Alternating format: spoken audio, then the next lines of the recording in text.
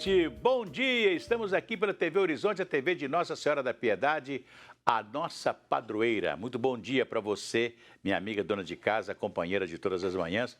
A meteorologia diz que hoje o tempo vai ficar mais quente e que teremos chuvas esparsas em toda a região de Belo Horizonte, né? Pode chover à tarde, aquela trovoadazinha que vem à tarde, aquela chuva que vem no final da tarde, início da noite e depois cessa, né? Seria essa a previsão da meteorologia para hoje.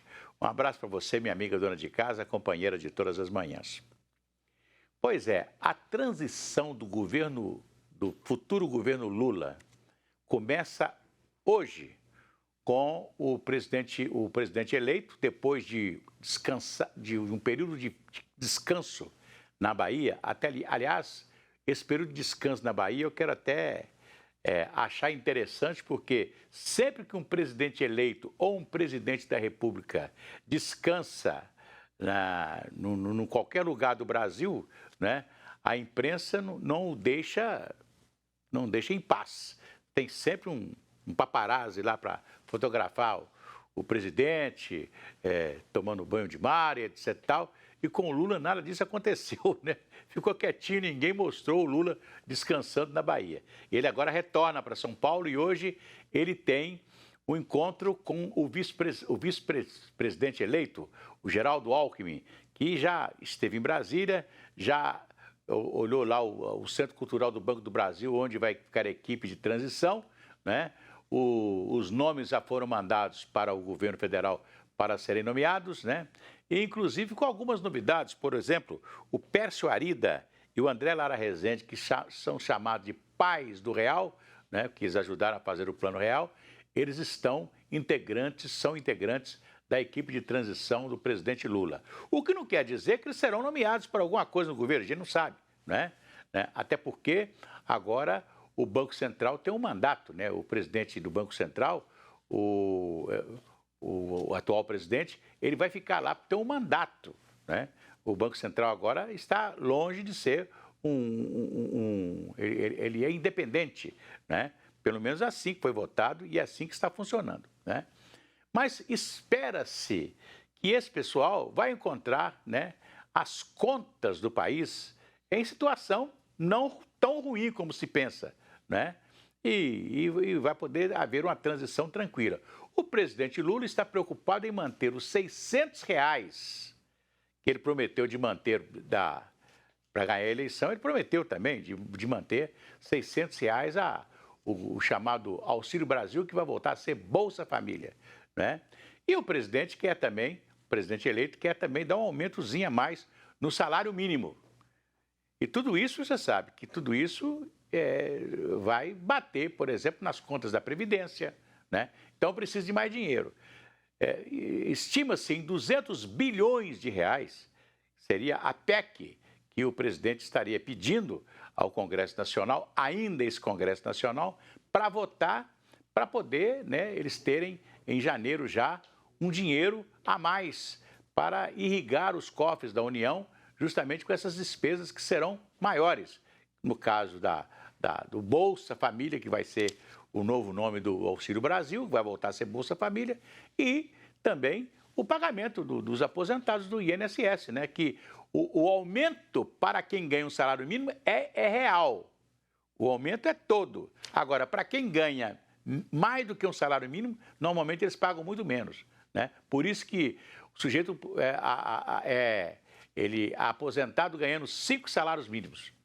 Aí, quando ele vai ver 5 anos depois, ele está ganhando menos de 4. E assim ele vai só perdendo, né? Porque nunca, quando se cria-se ou quando se decreta um novo aumento do salário mínimo, né, normalmente esta alíquota que aumenta o salário mínimo não aumenta também aqueles que ganham mais que um salário mínimo, como aposentados do INSS. Né? Isso é uma maldade para aqueles que pagaram. Isso não acontece com o funcionário público. O funcionário público ele tem a paridade, ou seja, ele recebe o mesmo salário que recebe aquela pessoa que está no cargo na ativa, né? Então, nunca perderam os funcionários públicos, né? Sempre Perdem os funcionários públicos que aposentam por invalidez, por causa de doença. Esses perdem. Mas aqueles que aposentaram por tempo de serviço, eles não perdem um tostão. Recebe a mesma coisa que recebe aqueles que estão na ativa, né? O que não acontece com os aposentados que ganham mais do que um salário mínimo no sistema INSS, infelizmente, né? Então, você paga e depois não recebe o que deveria receber. Aliás, eles fizeram a reforma da Previdência aí, né, nas últimas reformas da Previdência, que é totalmente desfavorável a quem aposenta, né? Parece que você aposentar, né, você recebe uma punição porque você se aposentou. Eu sempre falo isso, que a aposentadoria no Brasil, no INSS, é punição. Não é aposentadoria na Assembleia, no governo do Estado, no governo federal. Essas aposentadorias são maravilhosas. Agora, quem se aposenta pelo INSS recebe uma punição. É uma verdadeira punição, porque você nunca recebe aquilo que você contribuiu, infelizmente, né? Então, o presidente Lula quer mais dinheiro para poder fazer isso, né? Pagar mais o Bolsa Família, né? O presidente Bolsonaro até prometeu pagar 13º desse Auxílio Brasil. Não sei se isso vai ter, né? E dinheiro para fazer as despesas, inclusive do INSS, se aumentar o salário mínimo mais um pouquinho. Quer dizer, na iniciativa privada, quem paga salário mínimo, quem paga o salário aos seus funcionários, eles é que vão ter que pagar. Agora, o governo federal aumenta, vamos dizer assim, a arrecadação, coloca mais dinheiro nos cofres do governo para pagar aquilo que a iniciativa privada paga, né, com os seus parcos recursos. É difícil, né? Mas é isso que eles estão pensando, né? Então, vamos esperar aí que essa transição se dê agora, né? Tranquila, sem problema nenhum. Agora começam a aparecer os bastidores, né?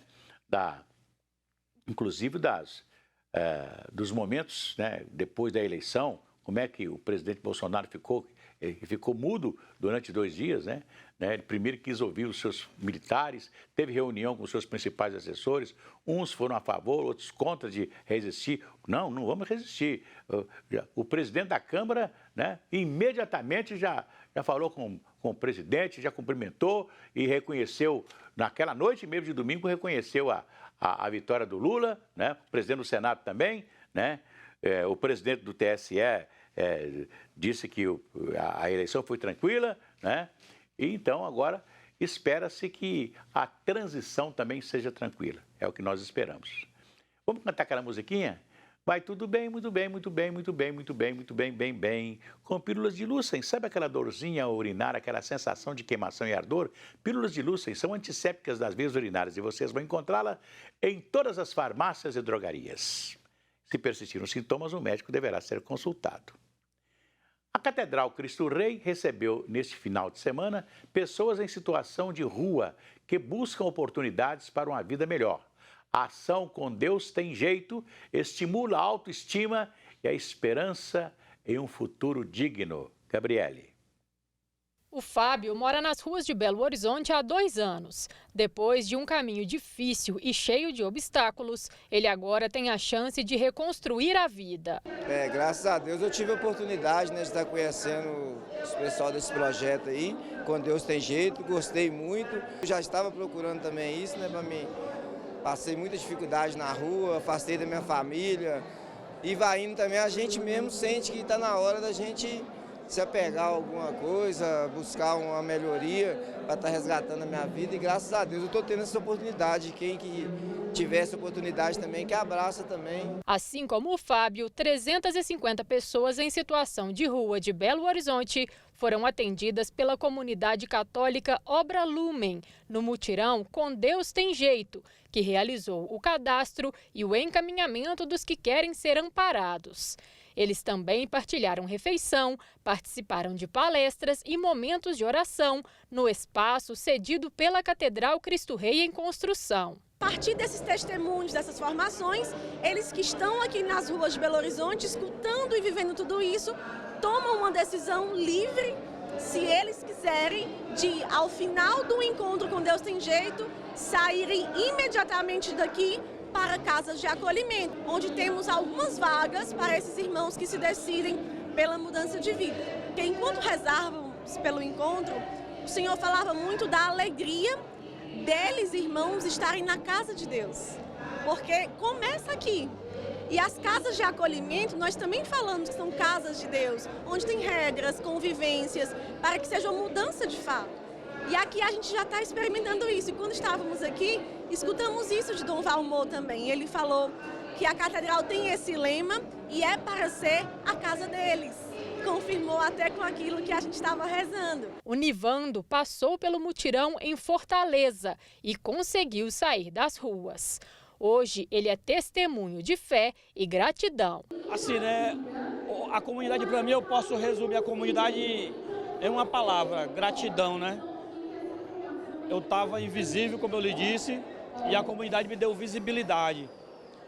E poder viver hoje o que eu vivo, sendo uma esperança para aqueles que ainda estão na situação de rua, na situação de vulnerabilidade, isso me faz entender o porquê que Deus ele me escolheu para poder fazer a experiência de sair da rua, para que eu pudesse ser sinal de misericórdia, sinal do amor dele pela sua humanidade. O encontro com Deus Tem Jeito foi realizado aqui na Catedral Cristo Rei em construção, um local simbólico de acolhida e amparo aos mais necessitados. Essa é a vocação, é o chamado desse lugar, Catedral Cristo Rei, na nossa arquidiocese, ser uma fonte de espiritualidade, ser uma fonte de cultura, de nova mentalidade, um lugar que é fonte de acolhida, sobretudo dos mais pobres, dos que mais precisam, que são para nós como uma representação do Cristo, que quer ser amado e recebido nestes irmãos. Pois é, isso é muito importante, né, o que esse movimento da Igreja Católica está fazendo, e principalmente identificar, né, com o pessoal que está na rua, se tem alguém com especialização em alguma coisa. Às vezes pode ter um marceneiro, pode ter um mecânico, pode ter um bombeiro, um eletricista, pessoas que têm profissão e que podem ser mais facilmente encaminhadas para retornar a uma vida normal. É isso? Daqui a pouco a gente volta.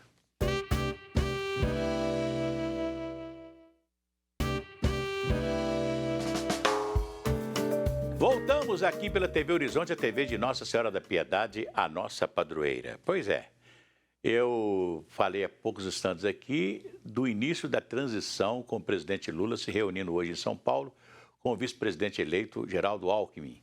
Mas é bom lembrar que também vai estar reunido com o presidente Lula hoje, não sei se foi agora de manhã ou se vai ser agora à tarde, o Arthur Lira, presidente da Câmara, que naturalmente quer ser reeleito presidente da Câmara e com toda a possibilidade de ser reeleito presidente da Câmara, porque o Arthur Lira é o líder do Centrão.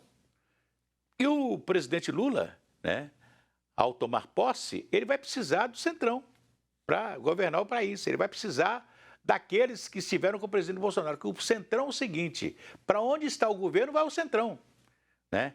Agora foi o Bolsonaro, esse Centrão já não é mais do Bolsonaro, já vai ser do Lula, né? E o líder desse Centrão é o Arthur Lira, que deve ser confirmado como candidato, né, do presidente Lula para ser reeleito presidente da Câmara. O mesmo vai acontecer com o presidente do Senado, o senador Rodrigo Pacheco, que é mineiro, né, e que, naturalmente, vai ter um outro encontro, vai ter um encontro também com o presidente Lula e deve ser também confirmado, né, como candidato à reeleição no Senado Federal. Embora seja um pouco mais difícil no Senado Federal, porque a bancada bolsonarista do Senado é bem grande, né? Ficou extensa, a bancada ficou com muitos senadores. Então vamos esperar o que vai dar isso, né? Mas a verdade é que o presidente Lula gostaria de ficar com os dois presidentes da Câmara e do Senado, porque para ele é importante, né, ter uma tranquilidade política para governar com a Câmara e com o Senado, né, nesses primeiros meses da sua administração. Agora já começa a se falar em nomes, né? Até hoje não vazou para a imprensa nenhum nome que pode ser o ministro da Economia do presidente Lula, né? Já tem muita gente mexendo, vão fazer aí nesses próximos dias aí vão ter aí um retrato, né, da economia do país e principalmente da administração, né, vamos dizer, da contabilidade do país. Esses grandes técnicos, né, como eu disse aqui, o Pércio Arida, o André Lara Rezende, já vão estar lá, naturalmente, analisando os números do governo, para entregar ao presidente Lula, ó, a economia está assim. Agora, até agora, nós não sabemos quem vai ser o ministro da Economia, né? O mercado gostaria de abrir champanhe se fosse, por exemplo, o Henrique Meirelles, que foi ministro da Economia o ministro da Fazenda do presidente Temer, né? E foi presidente do Banco Central do governo Lula. Enquanto ele foi presidente do Banco Central, as finanças do presidente Lula, do governo Lula, foi tranquilo. Mas quando ele acabou o governo Lula e entrou o governo da Dilma, a Dilma não queria de jeito nenhum o Meirelles. Por quê? Porque o Henrique Meirelles, quando a Dilma era ministra da Casa Civil, ele não gostava muito de atender a Dilma, as intromissões de Dilma na economia. Então, a Dilma não gostava dele, né? Então, vamos ver quem vai ser o ministro, o homem da economia do Lula. E aqui em Minas já se começa a falar dos mineiros que poderiam fazer parte do governo Lula. Todo mundo acha que o Calil, mesmo depois de perder a eleição, vai ter um cargo. Eu não acho que o Calil teria um cargo de primeiro escalão no governo Lula. Pode ter um cargo de segundo escalão. Por que não? Né? Um cargo de segundo escalão. E para ser exercido aqui mesmo em Minas Gerais, né? Isso seria muito natural, né? O Alexandre Silveira, que perdeu para o Senado, mas que ficou junto do presidente Lula, é senador atualmente, né? Vai perder a cadeira do Senado para o Cleitinho, né? Ele também pode ser aproveitado. Ele chegou a ser aqui diretor regional do DENIT, em governos passados, em governo do próprio presidente Lula. Ninguém sabe o que vai ser, né? E também tem a presença do mais certo, é o Reginaldo Lopes, que é deputado federal, ia ser candidato a senador, não foi, para abrir vaga para o Alexandre Silveira, vocês se lembram? E agora o Reginaldo Lopes pode ser o novo ministro da Educação, né? Então, talvez desses nomes de Minas Gerais, o Janones também pode ser alguma coisa, né? Mas desses nomes todos, o deputado Reginaldo Lopes é o que mais tem possibilidade de ser ministro do governo Lula. Lembrar que na vez passada, quase que nós não tínhamos mineiro no Ministério do Lula. Depois que saiu a Benedita da Silva, o Patrus Ananias entrou no lugar dela. Mas ter mineiro no governo Lula foi muito difícil, né? Vamos ver se agora dessa feita, né, Minas vai ser lembrada. Aliás, Minas tem que ser lembrada em 3 obras fantásticas, né? Que é a 381, acabar a 381, o metrô de Belo Horizonte, né? Esse metrô de Belo Horizonte é fantástico, e ter dinheiro, né, para fazer a duplicação da 356, a rodovia que liga Belo Horizonte, que liga ali a 040 a Ponte Nova, passando por Ouro Preto e Mariana. Essa rodovia precisa ser duplicada. Outra rodovia que precisa ser duplicada, o resto dela duplicada, é a rodovia 342, a MG 342, que leva para Pedro Leopoldo. Ela é duplicada ali de Vespasiano até Pedro Leopoldo. Final de Belo Horizonte ali até Pedro Leopoldo. Depois de lá, ela vira uma estradinha normal e que é um problema seríssimo, que vai até Sete Lagoas também, que são poucos quilômetros, que poderiam ser, naturalmente, ganhar uma obra de duplicação. Essa rodovia, que ajudaria muito a resolver o tráfego da 040, que é sempre congestionado de Sete Lagoas para Belo Horizonte, né? Então, se nós tivéssemos essa rodovia, essa MG, duplicada até Sete Lagoas, seria uma bênção, né, para resolver o problema de tráfego também da 040, né? E o lado da região de Ouro Preto. É urgente, né? E algumas obras de infraestrutura em Belo Horizonte, que nós necessitamos delas urgentemente. Vamos cantar aquela musiquinha, né? Se a criança acordou, dorme, dorme, menina, tudo calmo ficou, mamãe tem auricedina. A auricedina é um analgésico e antisséptico de uso local para adultos e crianças. Todo mundo sabe, dor de ouvido, auricedina. Se persistirem os sintomas, um médico deverá ser consultado. A Arquidiocese de Belo Horizonte promoveu o primeiro encontro arquidiocesano dos semeadores da ecologia integral, tendo como base Laudato Si, do Papa Francisco. O evento reuniu agentes que atuam pela ecologia integral e economia de Francisco e Clara, naturalmente. O Museu de Ciências Naturais da PUC Minas foi o local escolhido para o primeiro encontro arquidiocesano dos semeadores da ecologia integral. Bom, a gente escolheu esse lugar, né, do museu, porque o museu ele trata desse cuidado com a vida, né? E não é só esse espaço do prédio, né? Tem a mata, tem a universidade sustentável. Então, a gente trouxe para esse ambiente que já cuida da vida, para dar esse significado, né, de que a ecologia integral é isso, é a gente cuidar da vida, né, do ambiente, cuidando assim do outro, cuidando de nós mesmos, né? Com a presença de articuladores pastorais e formadores comprometidos com a ecologia integral e a economia de Francisco e Clara, o momento de reflexão foi uma oportunidade para a troca de experiências e planejamento de ações. Acredito que hoje aqui, né, a Arquidiocese dá um grande passo para falar sobre a ecologia integral e abre um grande caminho, né, para que as outras regiões da Arquidiocese, as paróquias, as comunidades também se envolvam com esse trabalho, que é tão importante, né, o cuidado com a casa comum, cuidado com a ecologia integral, com o nosso meio, com o meio que nós vivemos, né? Então, acho que hoje nós damos um grande passo enquanto Arquidiocese de Belo Horizonte para lançar esse encontro e lançar esse caminho pela ecologia integral. A participação de integrantes das 5 regiões episcopais da Arquidiocese permitiu que o encontro formasse uma rede de semeadores da ecologia integral, que vão trabalhar em conjunto pelo cuidado com a casa comum. Bom, a gente está previsto para o próximo ano mais 2 encontros, um no primeiro semestre e um no segundo semestre, para que a gente possa de novo reunir esses semeadores e a gente espera que mais semeadores, né, para a gente ver como que foi essa ação a partir dessa mobilização que a gente está fazendo aqui hoje, né? Também vai ter de novo a romaria, né, pela ecologia integral arquidiocesana no final do primeiro semestre. Então, essa mobilização também dos semeadores é para culminar na romaria do ano que vem. Pois é, como a gente fala, semeadores da ecologia, né? Eu estou imaginando aqui que a Avenida Afonso Pena vai ser reformada, né? Já tem um projeto de reforma da Avenida Afonso Pena. E uma das coisas que assusta todo mundo é a retirada das árvores da Afonso Pena novamente, né? Nós tiramos as árvores na década de 60, o Carone, né, tirou as árvores, aquelas árvores, aqueles ficos maravilhosos que tinham na Afonso Pena, e agora tudo faz crer que as árvores vão sair da Afonso Pena novamente, né, para dar lugar a uma reforma da Afonso Pena que eles não vão tirar ônibus nenhum. Vamos continuar com a poluição dos ônibus na Avenida Afonso Pena, a nossa principal artéria, infelizmente, né? Amanhã tem mais aqui na nossa TV Horizonte. Até lá.